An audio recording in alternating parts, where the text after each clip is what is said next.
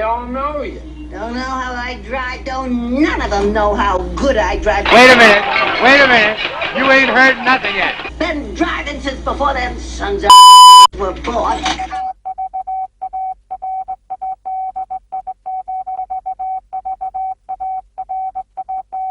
Wait a minute.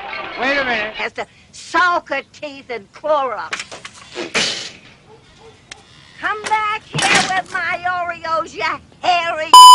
Such jerk fools.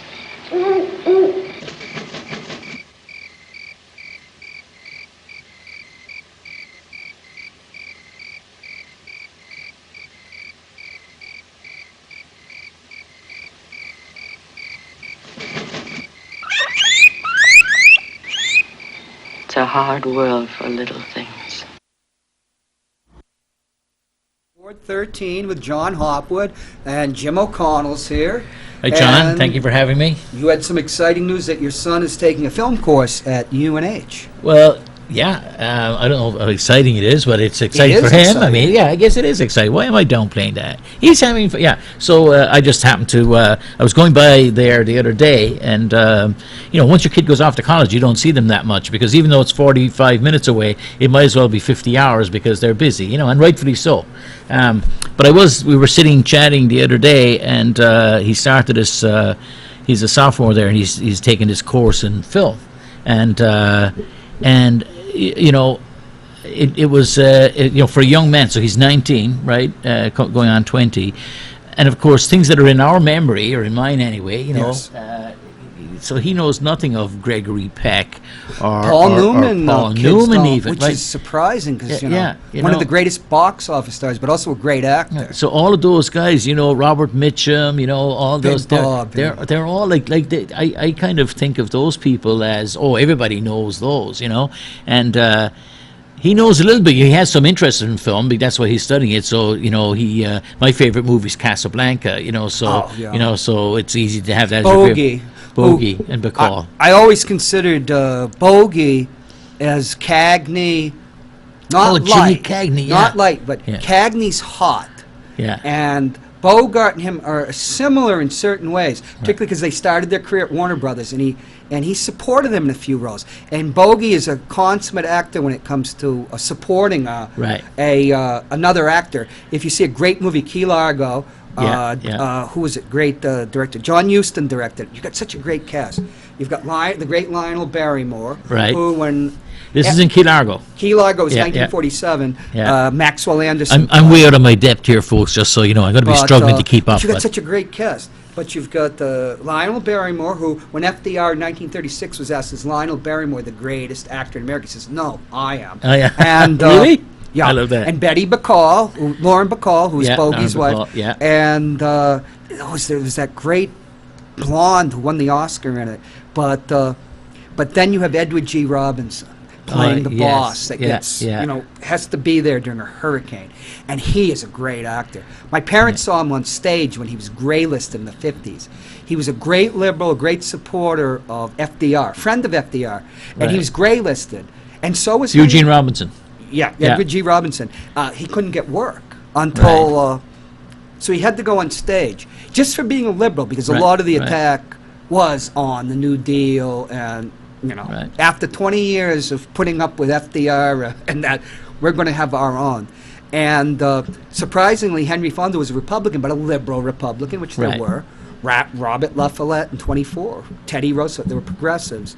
He was graylisted also. Graylisted, not blacklisted. But he's so superb, and Bogey just supports him. John Wayne was like that too. John Wayne could act with another actor of equal stature, and some actors can't, like Brando has to dominate everything. I don't mean to, I mean, John Wayne was a great actor, but, it took me a while to realize how great he was. He was a great movie star. Right, great movie star, yes. One of the all-time because he was sort of, he played similar parts, so you think of Chisholm and all that stuff, so the number of times sort of, John Wayne the cowboy, or John Wayne, because of the years that he was acting in, right? So, or John Wayne... Started in 30, his first big role, but it didn't establish him. He was 22 in the first 70mm film with Raoul Walsh. I think it's called I can't remember exactly, but it wasn't until he teamed up with the great John Ford in Stagecoach. Oh, yeah, that he yeah. became a huge star. Right, But, and then yeah. when so seen all of I them. mentioned. I've seen I the got to go back.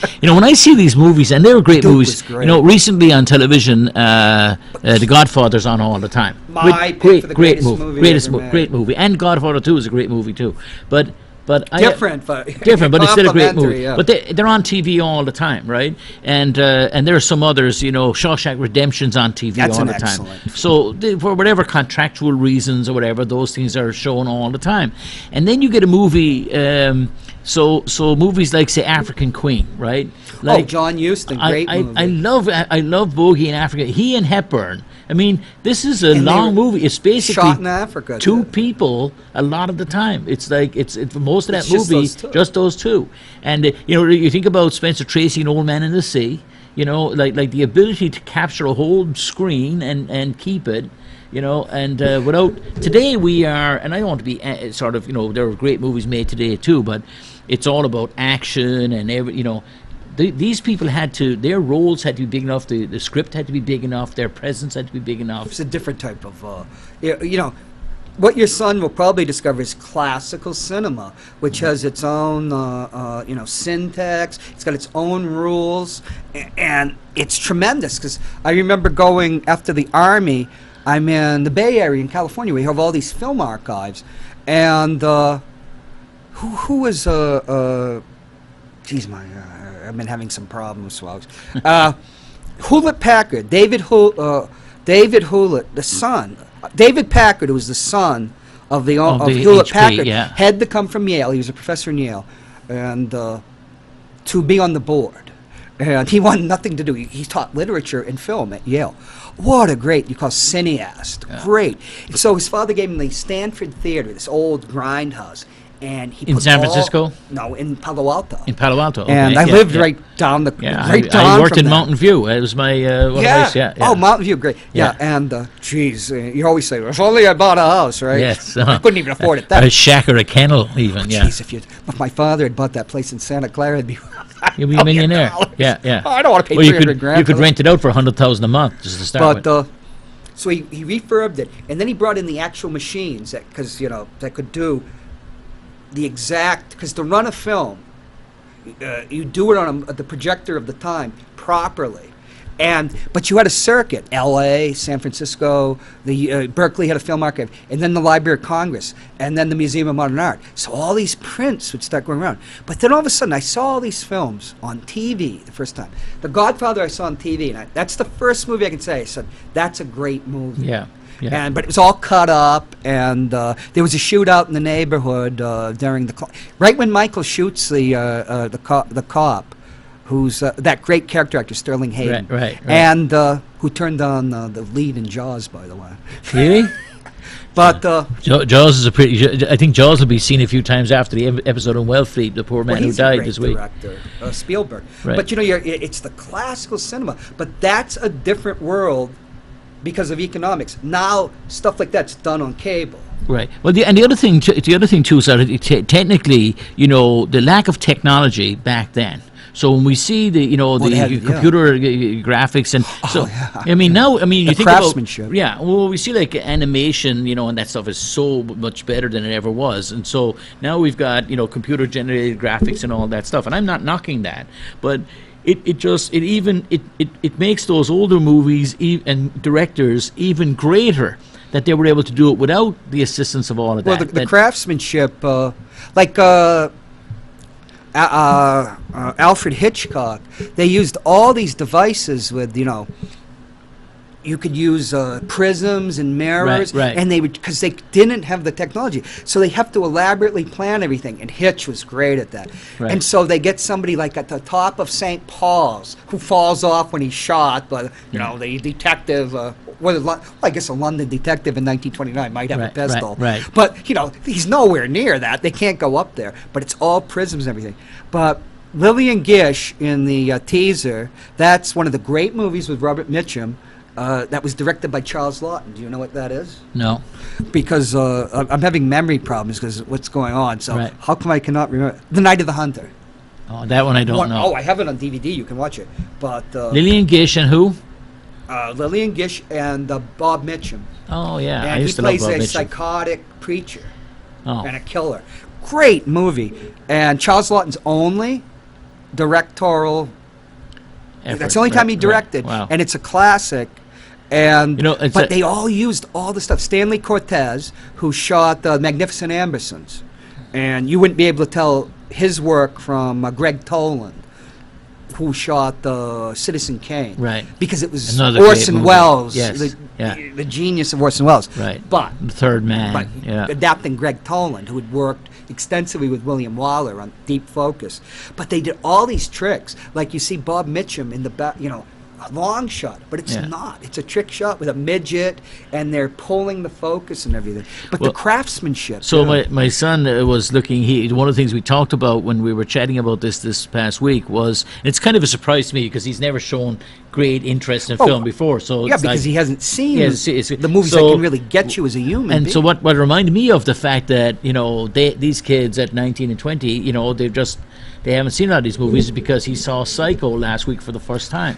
I'm not a big Psycho fan, but it is a great movie. It is a great movie. And but they Bernard were, Herrmann's score. but they were yes. So they were deconstructing it technologically, sort of talking about the technology in the movie, etc. And so he shot it really quick with his Right. TV crew. And I'd forgotten a few scenes from it. I mean, everything's about the shower curtain place and all that, and but it got me to thinking about what they knew. Because, for instance, to go back another little bit, when I was a kid, right? So we had there was Laurel and Hardy and those guys, but They're and making a and Will Hardy movie. yeah.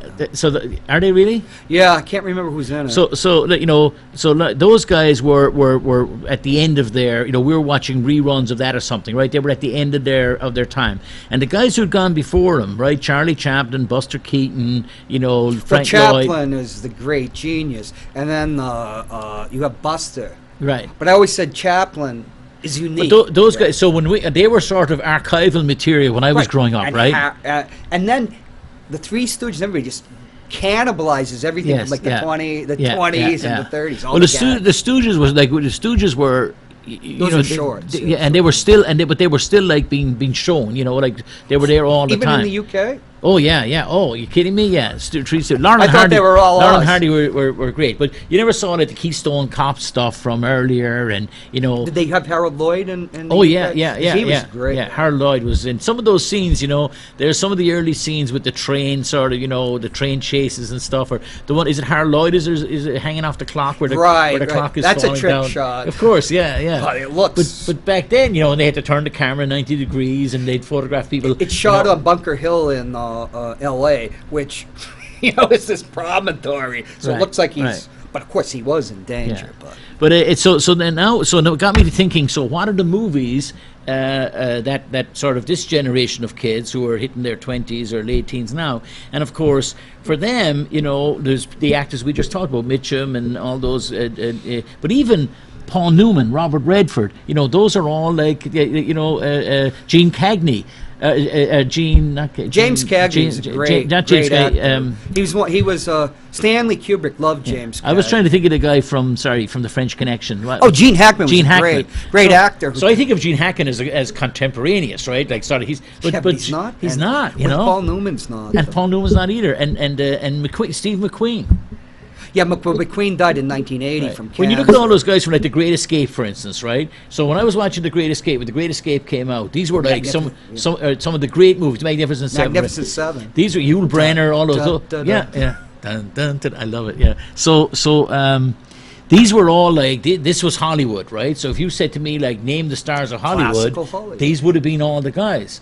But now, I mean, and they've been replaced. Well, I don't know who anybody is anymore. Well, there is another. There's another. Like, I've never thought about this before this moment, right? But sort of, if you think of generationally as you go through, because there is a generation that comes along that's probably Harrison Ford, Meryl Streep, who strays into today. Streep goes you know, back to I think about 76. Jack But Nicklaus, right? I mean, Jack he gets Nicholson right up to, goes back. right. Jack Nicholson goes back to 1957. Right. He was in these pop boilers. But we still have him up to. But he hit Chinatown. 69. Yeah, he was a great actor. I would like to do more movies. I want to do about one of the great movies. I think is Carnal Knowledge, Mike Nichols.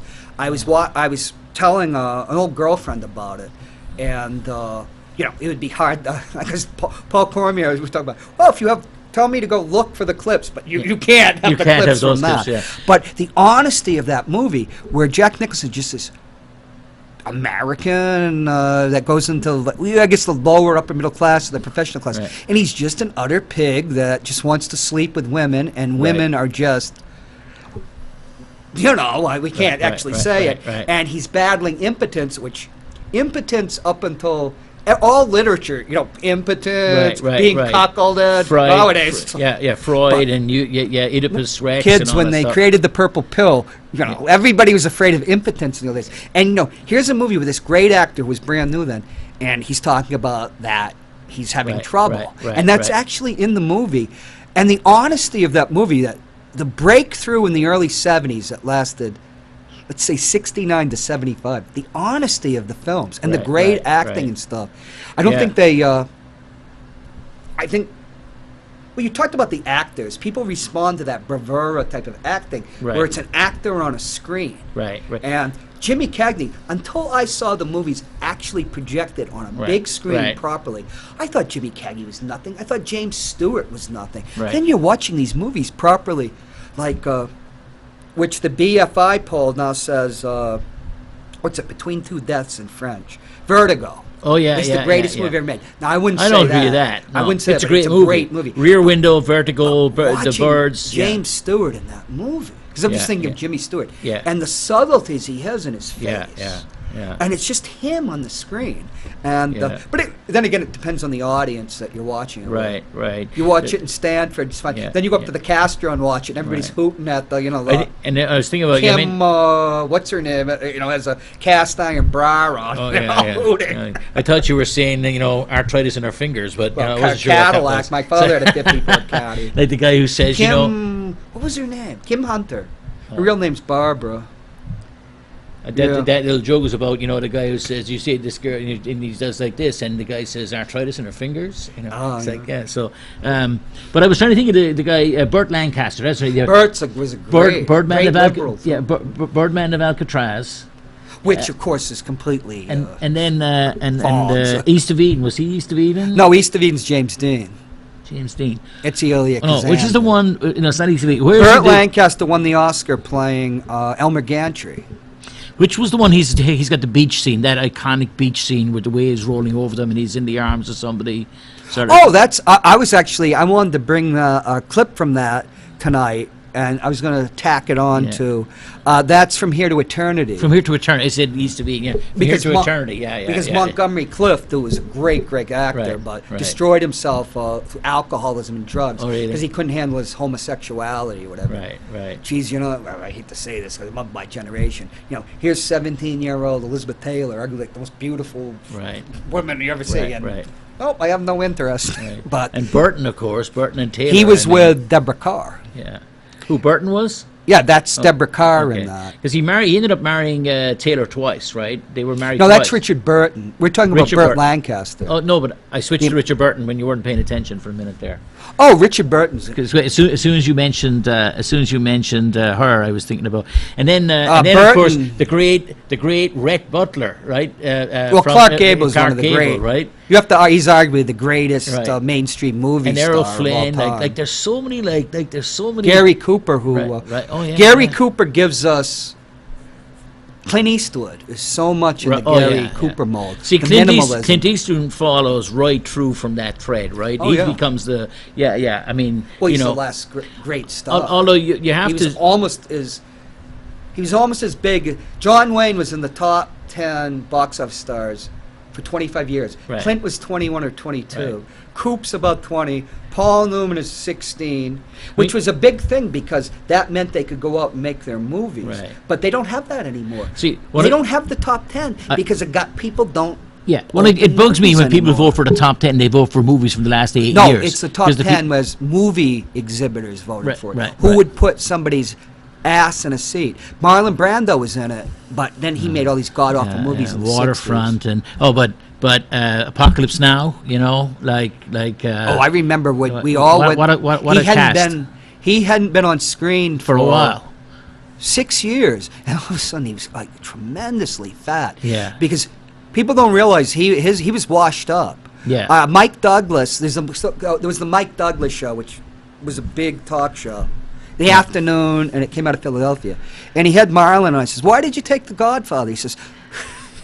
Why did Marlon take The Godfather? He says to him, and Marlon just laughs. Says, "Because I hadn't had a job in 2 years." yeah. And but that revived him. Nobody had a comeback like that because he was what they call unbankable. But then he made Last Tango in Paris, which for some strange reason that film isn't as honored as it was. That was one of the biggest films of its time. Talk about the rawness and the honesty, and that's got to be the greatest single performance by an actor. If I remember correctly, we had a problem with censorship in Ireland, because there was lots of things were censored. And if I can remember correctly, Last Tango in Paris was censored. The movie Yeah, it was an never X-rated shown. film. So we had there was it was. It only showed pubic hair, I think, of a woman. Yeah.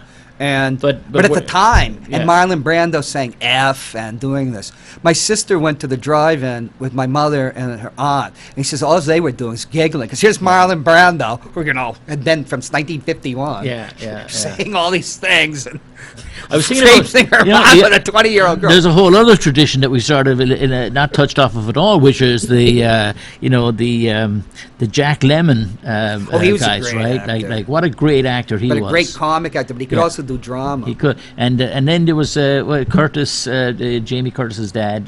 Tony Curtis was a he was not movie he's a star. he's a movie. He wasn't a great actor. He just he was in a few good movies. He was in Sweet Smell of Success. He's more like the Brat Pack, like Dean Martin, and he wasn't a singer, but he was good at comedy. Yeah, but he was yeah. never a first-rank star. Or somebody like Kirk Douglas was. They called him A-list. Right. Kirk Douglas was something else, and I saw him on the Emmys. And he was unique. He was on the Emmys last night, and he spoke. And Really, 101. Michael Douglas. I apologize. Kirk's 101. Kirk, is he still alive? Yes. Kirk Douglas. Wow. Yeah. He was a unique in that he played heels. He played bad guys. Right. And I love Kirk. He was another one of those guys. But I think about there are movies that you forget.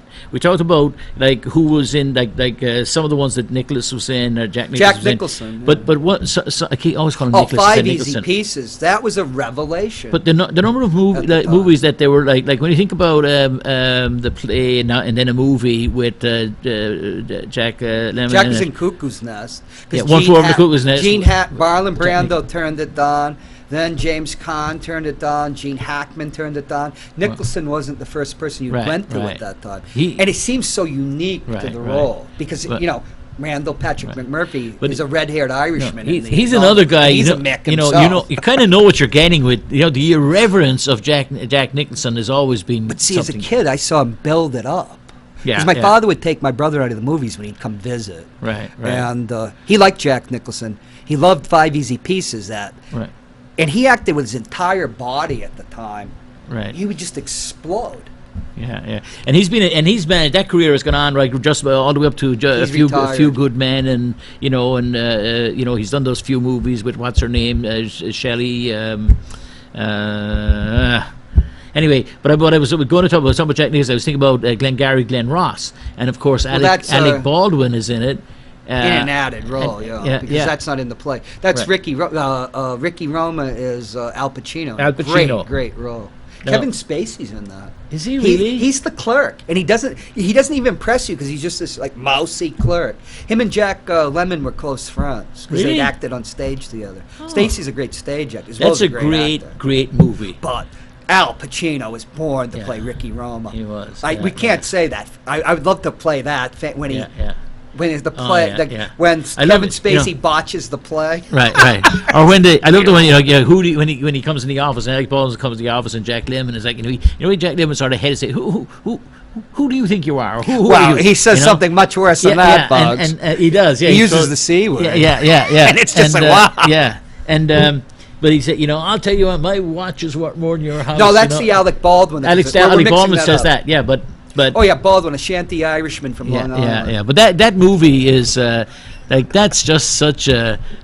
I love that movie, and I would watch that. That's Mammoth, but he never really did anything. Yeah, I haven't seen that. I haven't seen those in years. I'm like, And I would I don't like. Where do you go to look at these things? There was the Too bad we don't have a place around here Right. with like a theater. down at, I don't know if it's still the case, but not Cleveland Circle, the cinema at Cleveland, not Cleveland Circle. No, the one, they the next don't one, have no, repertory the one, theaters but, anymore. But the one at the bottom of Harvard Street, The Harvard. Brattle's long, but that's where I saw Last Tango in Yeah, Paris. the Brattle is in Cambridge, but no, but there's a cinema at the corner of Beacon Street and Harvard Street. They had the Orson Welles that was down the And corner. they used to. I'll think of it in a minute. Not Cleveland Circle, Harvard Square. well, no, at no. Cleveland Circle, they had the that art house. That's where I Yeah. met Dennis Hopper. But that's gone. That's gone now. But there's one That's when he still. was all There's blown one out. still active. There's as you come up Beacon Street, coming back into the city from BC, you've got Cleveland Let's Circle, explain this. Washington Square, and then the next one. Let's explain this. Kids, it used to be before videotape. Yeah. A movie would come out. Apocalypse Now played in L.A. and New York for about a month, and then it fanned out to Boston Right. and San Francisco and other cities like Chicago. Right. And then it would gradually get here, and then they had road shows. Yeah, you'd have to pay a premium price to see a motion picture, like something like Camelot, the musical, or something, Right. or Sound of Music, which played a year over at the Strand Oh Theater. yeah, I the think. Sound of Music was on And forever. but movies would go through second run. You go through the exploitation, and you can see like clips from old. Now at popular prices, because now you don't have to pay $1. You can go see it for 75 cents. But then they would have a second run and a third run, and they would wring everything they could out of it Right. before it went on TV. But of course, nothing's People would- digital, right? Everything's going to be in film. Right, and you had the time, and Chinatown was here at the Cine 1 and 2, which is the old, maybe Paul can help me, what was that theater called? State Theater, where they've got the head of, That's right. yeah, up at St. Head A's. of the Muse. And yeah, that's yeah. when I saw Chinatown in 74, and I kept watching it because it was a great movie. Roman Polanski Right. directed it. But then it would go to grindhouses and places. Right. But then you had in college towns, you had places like the Brattle, you had the Harvard Square, which was a Right. crappy theater, and occasionally we saw the Clash there, and then somebody set the what they call the balcony on fire, because you're never allowed to go in the balcony Right, anyway, so right, it'd probably right. collapse. But they would have a repertory where you could see these movies like great classes like Casablanca, and they Yeah, have double yeah. bills, like you could be Casablanca and Last Tango, but Well, they right. usually be related, and they change every day. But that's how, if you were into film, you had to live in a New York or a Right, Boston right. or a Yeah. college town. If you Or were you outside couldn't of a see city, you couldn't go to see anything, right? And you had to wait for it to come to your little town. Yeah, The Godfather was the first film I saw. This is a great film. The first actor I thought was great was Brando. I Yeah. saw Reflections of a Golden Eye on TV, all cut up, where he played a homosexual major, and this guy is a great actor. Yeah, yeah. But then in The Godfather, he's so different. But I'm seeing it cut up on TV. I go to Boston years later because it's still premium rep. There it is, and you Right. think this is a great movie. The Wild Bunch I saw on TV, butchered with pan and scan, because you had the 4:3, which we still have, Right. instead of widescreen. Right. So they pan and scan. You see Lawrence of Arabia and David Oh, Lean, one of the wow. probably the greatest. Peter movie ever made. O'Toole. You have to scan from here to there Right. because they're using the entire screen. And all those extras, you think about it, right? There's no computer animation or computer they had augmented reality or whatever, right? It's like extras, thousands of them on camels and horses, and you Right. know, and Peter O'Toole, who But you don't. You see, but you couldn't see those movies. And then I see Bleecker Street Cinema in Greenwich Village. It's like 1981 or 2. I'm watching The Wild Bunch. Boy, this is a great movie. Sam Peckinpah is a great director. Right. I used to have to read reviews because a lot of movies didn't come to Manchester. the other thing is, I guess, rarity. But you didn't. Also. You had to go to a theater Right. to see him with an audience. Watching a movie with an audience is an entirely different thing. Right. And also, watching a movie that wasn't meant to be watched and cut up, like on Yeah, a DVD. yeah, Well, yeah, look at this. yeah. There were things that are Right. I used to love that, and I think about the film going around, and then they'd have a 2-reel film, right? So Oh, yeah, the 2 reel is that's 10 minutes. At the end of the reel. No, was it 18? No, 10. But I don't. All I remember is the movie. They'd have to. So there'd be a break. There'd be an intermission in the movie, just like you have in the theater today. I'm old enough. They had bouncing ball, and you sang along with I was with my grandmother. I Oh, thought. really? But I remember just like and I remember also the film like getting stuck and the bulb, you know, the heat of the bulb and it would melt. You know, then the lights would go up in the house, and they'd have to cut and splice. I was at Harvard Square Theater. I'd come back from Germany. No, it was '90s, so I'd come back from California. And Tarantino's first film, which I still think is his best, Reservoir Dogs was playing. Oh, yeah, but yeah. they had the reels out of Tarantino. order. Where's at the he end been? Because they had reels, and I was pissed. And I go, what the hell's going on here? Because you could tell it wasn't. Yeah. We had a riot, and they gave us, well, not a real riot, and they gave us our money back. Just the Wow. people that went and complained. Right. But you had reels out of order, and Yeah. movies So with it was- Sally yeah, Lloyd, it was and exciting. they break. And I They were remember, great. and then A sometimes projectionist like had they'd advertise that the movie was starting like on Tuesday or starting Monday night or Sunday night, you know, and you be waited, you know, with They anticipation. started on Thursday night. and but Fridays. I depending. I In the States. don't know how I know this, but I know that when I was growing up, right, the movies arrived in their The cans. in their cans, and they arrived on the train, right, and they Yeah. had to make it off the train. So I lived outside of Cork City, right, in Ireland, so it was 15 miles from Cork City, and so you would whatever movie it was, some big movie, right, and. We'd know it was going to be in a local cinema. It had been in Cork. It was going to be a local cinema. It had probably been out for 5-6 months. We were going to get to see it starting on Thursday or something, right? You'd have heard it for months. And then the train States. would get delayed, or the thing wouldn't make it onto the train, or it didn't get from Dublin to Cork, so it didn't get down to our town. So you'd go to the movies because it had been advertised in the local newspaper that, you know, whatever movie you wanted. Like, I remember this happening with James Bond, for instance, with one of the, you know, Connery Diamonds ones? Are Forever, one of the Connerys, right? Yeah, Diamonds Are 71. Forever, or, you know, Cannonball, or some one of those. I don't remember. Maybe it was before that. Might have been Mammoth Burt, Golden Gun. we or need some to of talk those. about Burt Reynolds. Yeah. Oh, yeah. I got him talking about Burt Reynolds. We got to go back. But I remember like going to the movies because you were like all excited that this movie was going to be coming. Now you knew other people had seen it before you because you read about it, and so there was no Yeah, but it surprise. was an event. But it was going to be James there. Bond movie was. They spent lots of money. So we would go. And People then, were, oh, Sean Connery's still the best one. I remember going, and of course they always had some movies in the can, and they deserved to be called in the can because they were garbage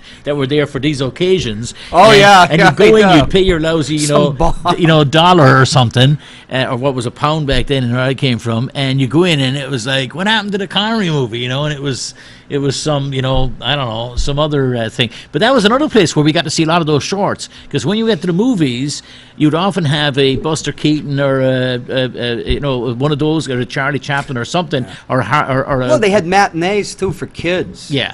I remember I was supposed to go see some horrible movie about bunnies, and you know, I took the Bunnies? 75 cents and went either to the Palace Strand, saw King Kong Escapes, where King Kong's flopping around in the bathtub that's supposed to be Tokyo Harbor, Oh, with some right. and the Dragon Lady gets killed. And And, some you're of- like 8 years old. You don't know why you're responding to the Dragon Lady. Yeah. Some but of the way those you movies are. now, you see a ship in the ocean, you can almost see the hand catching it and tossing it around. That was great. Now I watch it, it's like, yeah, the waves are splashing. Yeah. Well, you That's know, one hell of a wave. I watched and this, King Kong was in a...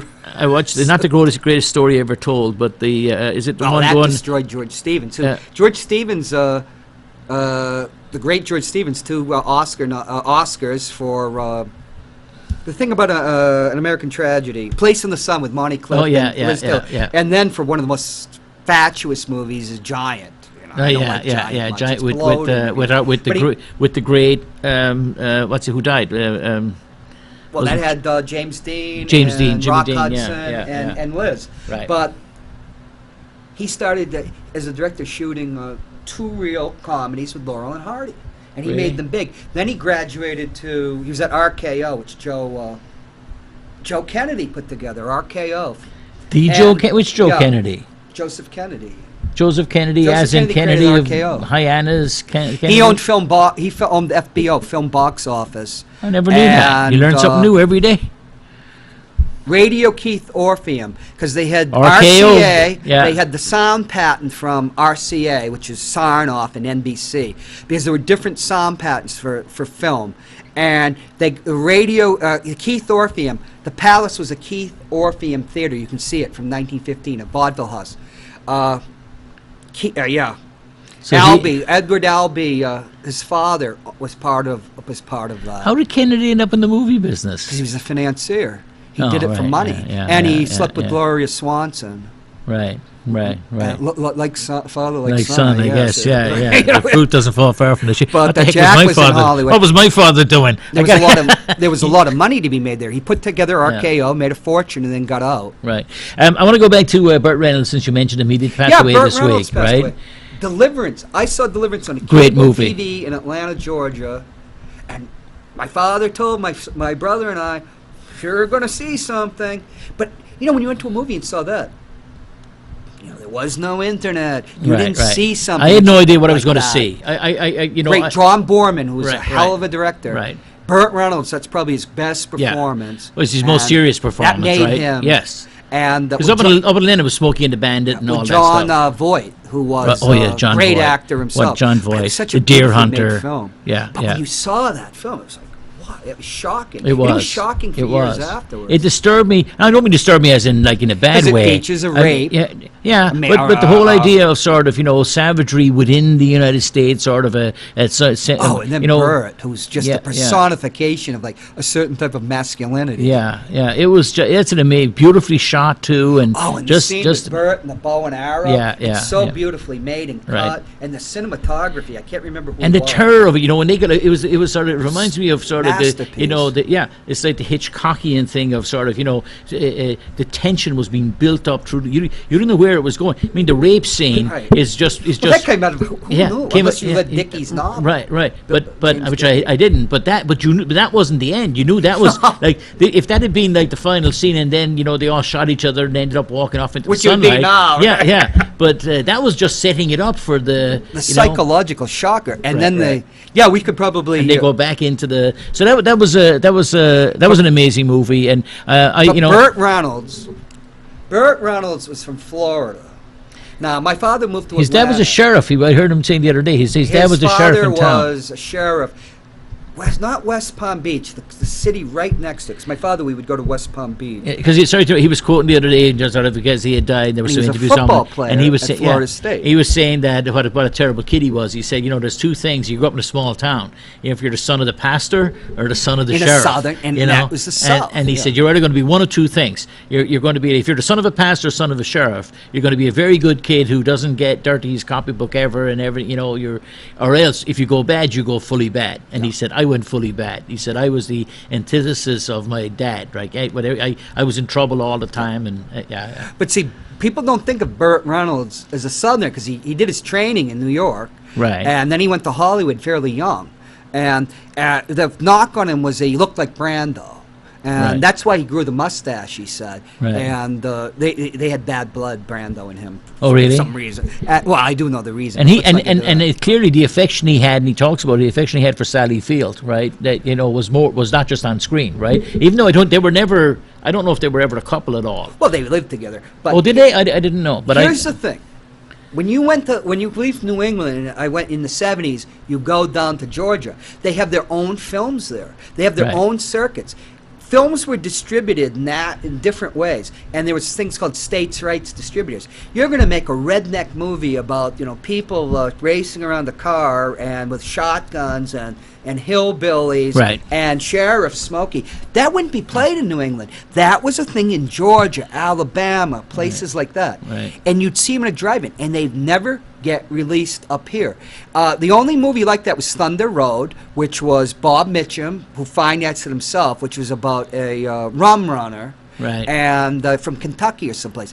And that was a crossover because Mitchum was a big star. which of course is the foundation for NASCAR. For those who don't know, right? NASCAR is founded on rum running, right? But, the 500-gallon tank. There's a Jim Croce song about that. But the thing was, Burt Reynolds was of the South. Like, movies he started making, and he had been a TV actor because he'd been in a couple series. He was in 70, he was in, what was it called? The Dan August, which failed after one season. And he'd been in a series before. He was just, working. And so he'd make a movie like WW and the Dixie Dance Kings. And, I haven't lived. and because it was Burt Reynolds, it got a wider distribution. And Gator, these are actually Southern drive-in movies. But Burt Lancaster is making them bigger. And yeah, Paulie, it's true. Paul Cormier, Deliverance was shot in Georgia.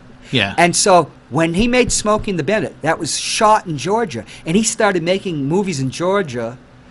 And they changed movies in certain ways. You could say it was some people might say, oh, it's a coarsening of it, because he became the number one box office star 5 times in a row, from was it 78 to 81. Really?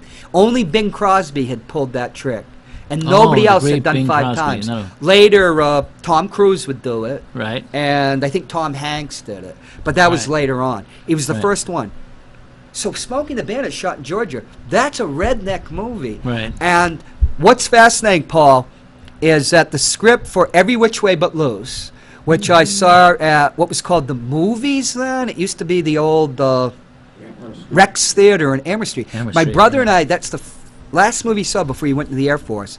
And years later, I was with my father, he said, that was the movie he went. My Uncle Chester went off to World War II. They saw The Glass Key with Alan Ladd. And I actually found Alan Ladd. the ad for the Rex Theater. Right. So, but Every Which Way But Loose was Clint Eastwood's biggest hit. And that was written for Burt Reynolds, because it's a redneck movie. Right. And that was his biggest hit, Clint in that comedy. And of course, he's got Ruth Gordon, who's great. Right. People don't know that's an inside joke. My mother looked and sounded like Ruth Gordon. Yeah, you were and saying she also was salty-tongued at times because but you know, she had Alzheimer's. as you were talking there just now, and you mentioned some. But it was a type of movie too, right. Because if you watch like the sequel, Any Which Way You Can, Clint, he was attacked in a way Burt Reynolds would never. Pauline Kael hated him. He was considered a Cro-Magnon. He was considered, a right-wing reactionary. Right. Even though Don Siegel shot Dirty Harry, and that was Paul Newman was originally supposed to, turn down the script. Siegel was a great liberal, but they're making a movie, and Dirty Harry's a great movie. Right. It's so beautifully made, but there's a philosophy, and particularly in the second one, where he says, you don't get it. I'm not giving you a handout. I'm giving you a hand up. And the Boston Globe, the critics, this is Reaganism and cultural. But it's a certain cultural thing that was. I know it's very simplistic in one sense. Jack Nicholson wasn't in movies like that. When I think about the Dirty Harry movies and stuff, it takes me back to the worst of the '70s. And by this time, I'm talking about the sequels were pretty bad. But also like the bell bottoms, the wide lapel jackets, the big clunker, Caprices and Ford and Chevys and. If you watch a Paul Newman or Steve McQueen movies, they never change their hair or anything. So they never have long hair. Right, yeah. I was watching Gene Hackman the other day. He's got like long hair and a big mustache. Jeez, it's 70s. Gene Hackman. I mentioned him earlier on, The French Connection.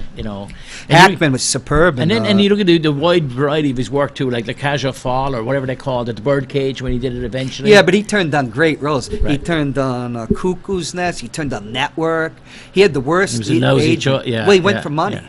But when you were talking earlier on, my sort of maybe not premise, but my thought was when we were talking about my son doing film, we were talking about the Gregory Pecks and the Robert Mitchums and the John Waynes of the world, right? And I'm thinking like, where have they gone? And when you start talking about people like Tom Cruise and others, right? There's or Harrison Ford, and they have been replaced generationally as they go along. Harrison Ford right? was a real movie star. Yeah. So we're still sort of producing movie stars. They're still there. Yeah, but they're I don't know the ones like right now today. Tom Cruise would probably be the last one. You think? Because like Johnny Depp is with the franchise. Like the pirate movies. Yeah, and Johnny Depp is good. I loved him when he's in all those obscure movies. Yeah. I'd go see all the. Who are the great stars of Hollywood? You think about like the Emmys around the other. If you go back to the Oscars, I don't really, I'm kind of jaded about it. I don't watch it. I know everything about them until like 10 years ago. Yeah, but I'm exactly the same. I kind of lost the plot, lost the interest in it. But still, if you're like, who do you bring out? To do the best actor, the best producer, best director, or something. Who are the big stars of today? Now, if you don't reach back to like bring out Jack or someone like that, who do you reach back to? Like Cruise and Meryl Streep or something. I mean, who comes? Well, they don't today? even give out the career awards at the ceremony anymore. They do it afterwards, so they cut the connection. Well, the whole thing is all too. It's just it's nothing. It's all changed. Yeah, but one of the things about Burt Reynolds, top 5 box office star in 1983, his movies all start failing. He was of that moment. Right. The first great actor since a great star since Gable to have a mustache, which he introduced that, right? And which was one of the reactions. 'Cause he looked like Brando. They were thinking of putting him as Sonny in The Godfather. When I think about mustaches, I think of Charles Bronson. He's the Well, Charles Bronson was the most, but he was the same character in every movie he ever was in too, right? Yeah. Like and he's in. Was he Magnificent Seven too with Yul Brynner? Not with it's Yeah, Bronson in Magnificent Seven. yeah. They're the only one that didn't. I mean, he's not the kind of star we're talking about. We talk about Robert Mitchum and John Wayne, but he's out there. He's like Alan Ladd, right? Sort of not your first rate. You know, Well, not your Charles Bronson. Yeah, he had his niche in the 70s. He did. But what happens to these actors? Because I've written about Brando. I've got like all these biographies. I've actually talked to people. We used to discuss stuff and everything. Even actors. But Last Tango in Paris. That's the only movie that was ever like. He's the auteur of the film. And who's that great director who Bertolucci would even say, "Geez, I just aimed the camera." And the first shot is when one of the first shot scenes where he's going, effing God, and like he says, "My God, how am I going to get through this with this actor?" And he said he had never heard him speak English before because everything's dubbed in Italy. But every great actor, you'll see it, becomes a caricature of themselves. Right. And by the time they're like in their 40s, like George C. Scott was a great actor, and then it was all over. Patton. I think it was Patton. A great character actor was Rod Steiger, but then he just, after Oh, he yeah, reached yeah. his height, he What- becomes a parody of it. Burt became a parody of himself, and but his drop to success. I was glad when he had success on, because Burt Reynolds is like part of everybody Americans. Right. He had success on TV, and he won an Emmy, Right. which and he did things. He was in one of the worst movies ever made, At Long Last Love, Bogdanovich with Sybil Shepherd singing Cole Porter songs. My God, you think Burt's awful. Right. You haven't lived until you've seen Sybil Shepherd try to sing Cole Porter songs. Here's somebody else to chew on. It's a great Burt Reynolds movie, and I saw it in the theater. The Longest Yard. That's Robert Aldrich. Oh yeah. And if you watch the beginning, because I wanted to do a thing on Burt, but you can't really. He doesn't have that many great movies. Right. And that's probably one of his great roles, except Deliverance, which Right. is 74, so it's 2 years later. The brutality in the beginning. Yeah. And he's a really nasty SOB. Right. He's throwing a woman, and but to expose himself in such a way. He also exposed himself in ways that many other areas, actors hadn't. yeah. He was in first So male centerfold. I was thinking about somebody else we haven't touched Looking off of, and that's Dustin Hoffman. Well, he was the first. Right. He changed acting when. Right. He was like the method actor, right? Well, Like- he was like- the first movie star that ever. Well, it's ironic because, look at Bogart was a great star. He was not a good-looking guy. Right, And right. Dustin Hoffman was like a freak, and that's a guy that's Yeah, only a character, yeah. third-rate character, a third-tier character. Right, that right. doesn't become a star. Dustin Hoffman was a top 10 box office stars of his era. Not only Right. was he a great actor, that Well, could you do think about the movies, comedy and drama, Right. but he was also the top star. That wasn't somebody like Burt Reynolds. Right, He right. was in the top 10. People yeah, went to see his movies. Yeah. I'm just saying. I think he did Third Encounters, right? No, He that's did- wrong. Jack Oh, Nicholson oh. dropped out of that, and that was who ended up doing Third Encounters. that was no, the Richard other guy. Dreyfuss. Yeah, Richard Dreyfuss, When yeah, you wear yeah, a girdle yeah, in the yeah. Hollywood in the 80s, they called it Richard Dreyfuss special. Really? No, so he was Tootsie, right? Of course, He was Rain Tootsie. Man. Rain Man, that won him his second Oscar. And I That was and that was Cruise, right? Yeah, Cruise with him. And I don't think about Cruise as I always think of Cruise sort of Cruise is a Mission good Impossible and actor. Top He Gun. can act and, when he wants to, but he's a great star. Yeah, no, a great star. He for could sure. open a movie. Yeah. He's the last great movie star. But Hoffman has been in a few. I'm trying to think of the other great Hoffman. Well, his great was The Graduate. Oh, then of he course, was one of the yeah. greatest You, Mrs. unusual movie ever Robinson. made was Midnight Cowboy, Midnight which is based Cowboy on. and John Travolta, right? No, that's no, John. no, No, no, that's no, John no. Voight. John Voight, Which yeah, they yeah. shot in '68. And- A gay hustler, although What's the What's the girl's name in that again? Sylvia Miles got nominated for an Oscar. There's She's in it. yeah. Brenda Vaccaro, but they're. Yeah. Dustin Hoffman played Right. this street bum. Right. He actually, that's based on one of his stage roles, by the Really? way. Yeah. Yeah. And, That was so. Yeah, I'd forgotten Midnight Cowboy. And when you look at these lists of 100 great movies and stuff, I wish I He had was looked a at them great tonight one. before I came in, just because we were probably missing loads of them. But Midnight Cowboy comes up, even. Oh, today. that was the only movie to Even ever win today. X-rated movie to win an Oscar. I But wonder. look, think about that. John Voight is this idiotic cowboy that's going to come to New York and sleep with women and become right. and make it, but he has to become gay. You know, it's Yeah, hustling is for gays. Right, right. And there's Dustin Hoffman. My Right. God, whoever played a role like that to the time? And Right. they both got Oscar nominated. Yes, yeah. And what was it John Wayne said? John Wayne beat them for the Oscar. And then he said to like his friend Bruce Guy, "Geez, a movie about two fags just won the Oscar." Right. And precursor there was to- nothing like that. And Andy Warhol always resented that movie because, well, that's my material, Oh, which really? it really was in a Right, way. right. But who's going to see an Andy Warhol So movie? going back to this idea of sort of a kid today looking at this stuff, you know, what amazes me it is on the music side, right? Well, the last great bravura actor is who is a subject of the Republic of Ireland. His father was the Daniel Day-Lewis. Daniel Day-Lewis was retired. One of them, But see what he was doing at the end? Lincoln was great, but his role that he won the Oscar for, There Will Be Blood, was Right. really Bill the Butcher, which he Right. should have won an Oscar for. And My But Left what Foot. an actor. He got it from My Left Foot, Last of the Mohegans. Jesus, what a you know, superb actor. Yeah, he was like a real, and a man who was serious about it. I mean, serious about his craft. But what I was going to say is But he couldn't open a movie. yeah, that's true too. You know, I'll just say because- one last thing about Yeah. Richard Burton. I wrote about Richard Burton. There's a thing in Japanese theater about different types of men, and you know, there's a masculine man, and then there's a person that's flawed, and Right. and always like when you take a Sean Connery, which except for Clark Gable is like the most purely masculine actor Right, of that. right. You know, Yeah, I this guess guy's so. just Yeah, masculinity.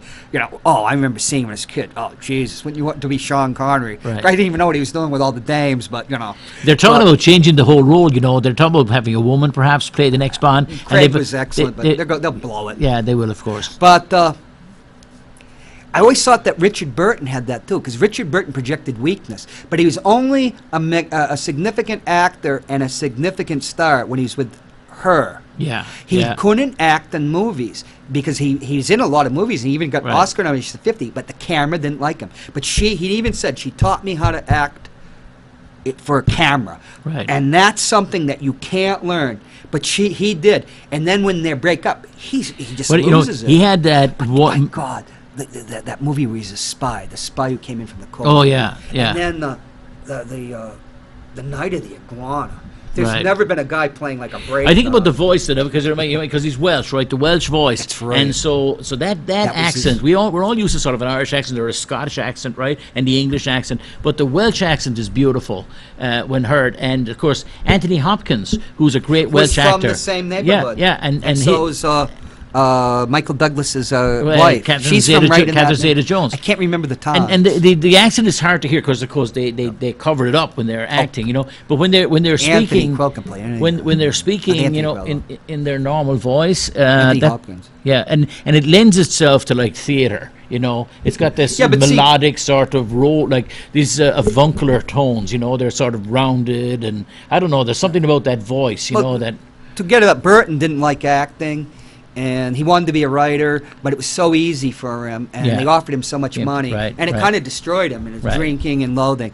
But Brando was the great actor, and you still talk about acting. You know, Right. they don't talk about John Barrymore Right. anymore or anything. So where do you put these Brando. with the English guys like Gielgud, John Gielgud? Well, that's and, something else. We can talk about that, And those guys, right? Those are the great actors too. But that's more theater too. They were. Yeah. Well, you know. What's the other we guy? could talk about that another Gielgud. time. Just who's the other guy with him? Gielgud, and who's the other guy? I'm trying to- Lawrence Olivier. Lawrence got Olivier, 10 that's what I Oscars. was think- But that's he what I was didn't thinking like. about, yeah. He didn't want to make movies either. Right. But if you saw, We're talking about the Peter O'Toole kind of actors, actually, when we think we're talking about, you know, Peter O'Toole being the English version of a Reynolds or something, right? Yeah. But yeah. well, not no, Reynolds. he was not a Reynolds. he was a hell of an actor. Yeah, He got 8 yeah, Oscar yeah, yeah. nominations. I But, remember him being at the. It might have been the BAFTA Awards, which is the British version of the Oscars. thing. But I think it was at the, or maybe it was the Oscars. I think it was the BAFTAs, and he was asked to go up and do a little vignette, a little something. And it's a famous occasion because it was live TV on the BBC going out at nighttime, and he was drunk as a skunk. He's completely out, which is usual. He loved his whiskey, right? And so he's but they actually kind of are asking him to shut up in the end, but he's doing this like kind of Shakespearean piece. It's like a poem. He had a poem for them. The poem was like, it was like 1,000 pages long, and he's still at it after 10 minutes, and they're like flicking lights and everything, and he's too drunk. Well, on I'll just stage. say his Hamlet opened the National Theater in 1964, and it was a notorious flop. Really? But I'll just say the thing about Brando, and I've talked about it. Brando, to act, you have to put yourself in the control of others. Now, Brando is one of the few actors that was John Huston. Other people say he had genius. You know, Right. you wouldn't say that about actors, Right. but a artist wants to control. And who was more of a control freak than Marlon Brando? Right. Oh, yeah, and, yeah.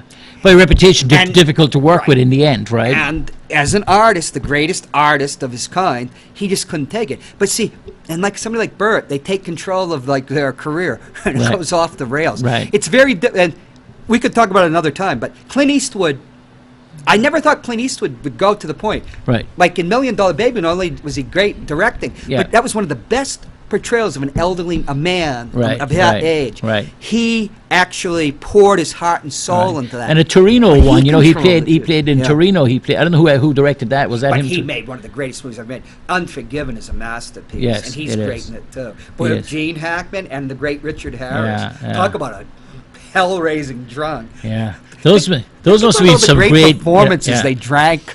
I'd love to be like on those sets after the lights went down at night. It Well, must we have been gotta a blast. go, but I'll just say, what did Marlon Brando say in The Stand? I come from a long line of Irish drunks. He was a Mick too. Yeah. But they The call best of Jack us. Nicholson the Irishman in Hollywood, Right. and it's not a compliment. Jim. Right. Hey! I'm fine with that. Thank God, because you know the politics was about ready. My head was ready to blow up. Good. Thanks for talking. We about did an hour this of stuff. movies. Take care, folks. Thank you, folks. Good night. Next week, Connie Van Houten will be here. All Or is right. it Hooten? Hooten. When We'll- are you coming back? Whenever it's time, Ma. Don't seem right to leave a old lady alone. And what about my goddamn license? Oh, this just Why didn't you tell him you wear glasses? none of this goddamn business what I wear. Just wear 'em to read anyway. Was there anything else? The time has come for us to say sayonara. My heart will always be yours for eternity. Please promise that you'll be returning someday to me.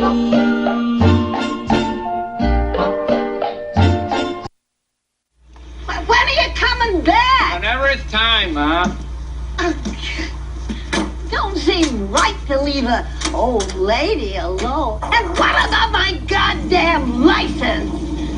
Oh, this just Why didn't you tell him you wear glasses? none of this goddamn business what I wear. Just wear 'em to read anyway. Was there anything else? The time has come for us to say sayonara. My heart will always be yours for eternity. Please promise that you'll be returning someday to me.